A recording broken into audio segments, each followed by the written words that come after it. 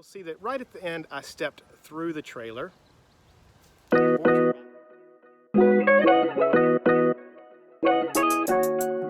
Welcome back to Dented Fender Garage. I'm going to be starting a project today that hopefully you will like to follow along.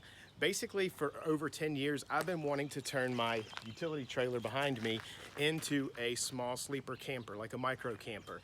And today, or this summer, I've decided that since it's been sitting with all this garbage on it for years, it hasn't really been in use, it's time to make it into something useful. So follow along. Today is day one of this build. I bought this trailer about 14 years ago. It actually started its life as a small pop-up camper. Then somebody bought it, stripped it down, and used it as a flat-bottom boat trailer. My brother-in-law just used it as a utility trailer, but when I got it, it had plywood on the top, and I put these decking boards on it so that it could be a utility trailer, and I've used it for years and years. It's been a nice trailer. If you watch that time lapse close enough, you will see that right at the end I stepped through the trailer. The boards were rotten, and I hit my leg on that cross member and put a pretty big gash in my leg. I went inside and wrapped it up, put some Neosporin on it, but I FaceTimed a doctor, and I think I have to have stitches. So I thought, well, I'll just pause and say hey to y'all people, but I'm gonna go get my leg checked out, and then we're gonna get back to this project. But yeah, here's the stitches. Okay, that last video you saw was 3 weeks ago tomorrow, and me stepping through that trailer got me 3 stitches. I went on vacation where a bad infection set in, which ruined my vacation. Then I had to lay up the week after that and the week after that. And I was just getting better a few days ago when I stepped on a rusty nail. So, but it is time to get back to this trailer build. I'm gonna tear this thing, this bed off, and then I'll tell you my plans for it.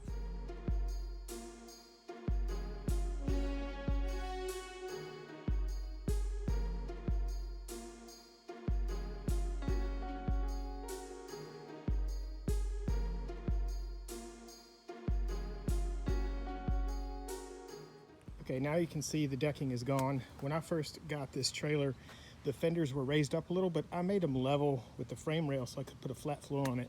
I'm gonna leave them that way because they don't travel enough to even hit the fenders. It's even more dangerous because it's got all these screws sticking through it. So I'm gonna grind and cut these off, make a nice smooth platform.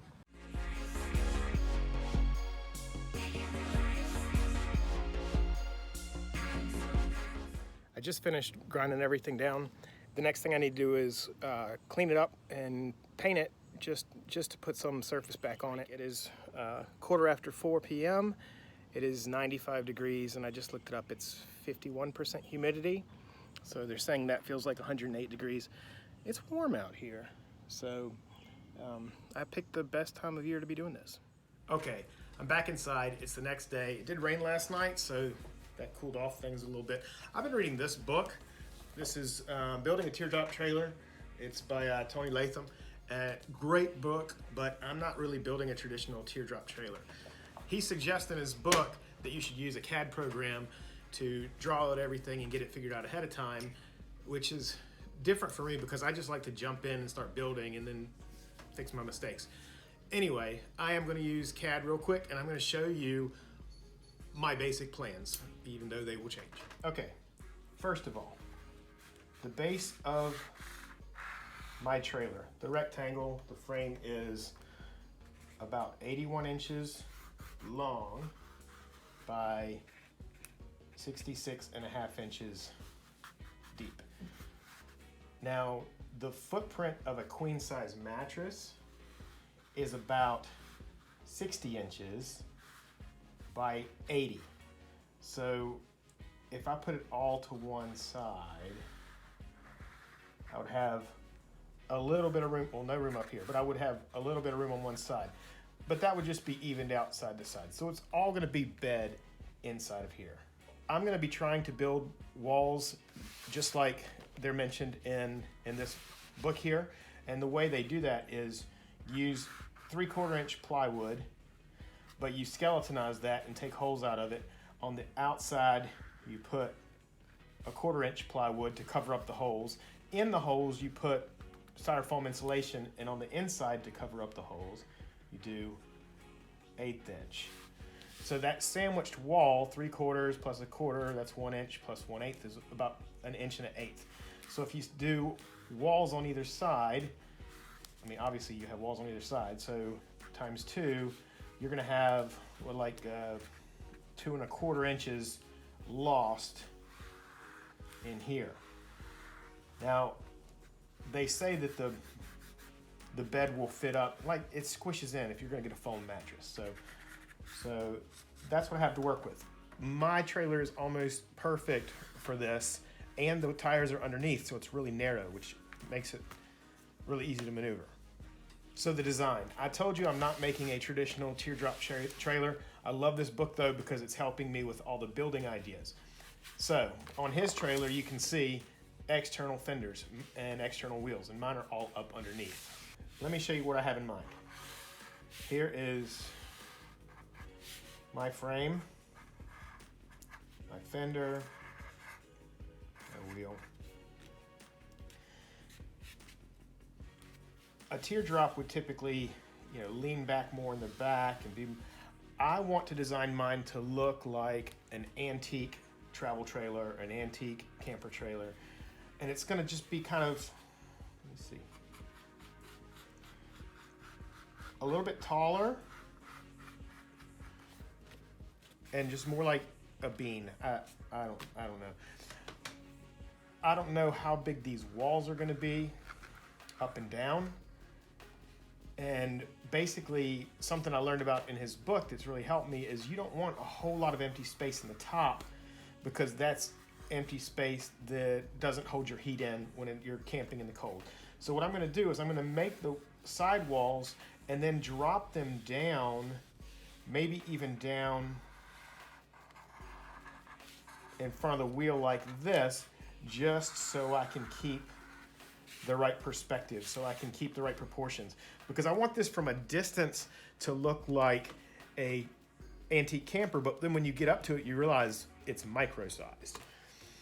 As far as doors and windows, I'm not sure. Now the big thing that people love about a teardrop is this kitchen area in the back, and I'm really not sure if this is something I want to build or not, but I do need extra cargo space, so it feels like I'm going to be building a rear door, but whether or not it's going to be an outdoor kitchen area, I'm not sure.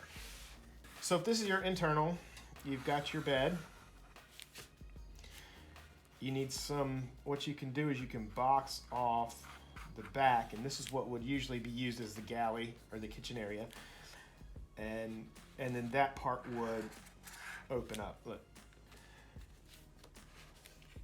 Also, I really want to make a tray ceiling in here with a strip of lights inside that tray ceiling so that it lightly lights down.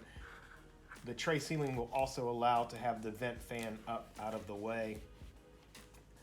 I don't know if I'll have enough room for a headboard, but to put some stuff. I'm really, until I get building this, I'm not going to know how much space I have to work with and how much of sections like this I'm going to have to do, because I might need to use this rear section for my charging place, because I bought a solar panel that's going to be up on the roof. So we're going to have solar, we're going to have some outlets, mostly DC, but with the ability to run an inverter. So this is what I'm working towards. So I hope you'll follow me along, and next time I can have some real progress and actually go buy some wood. This is the update I'm putting out right now. This is number 1. Hopefully you will get to see the whole process. I'm going to be videoing as I go. Please follow me here on YouTube if you want to see this whole series. I'm going to be putting small clips up on TikTok, but this is really what I'm going to be doing on this channel. So follow along. And if you have any ideas, please drop them in the comments below. If you've done this before and you have suggestions, I've been watching as many videos as I can. So I would love help and assistance and just encouragement. Thanks a lot, guys.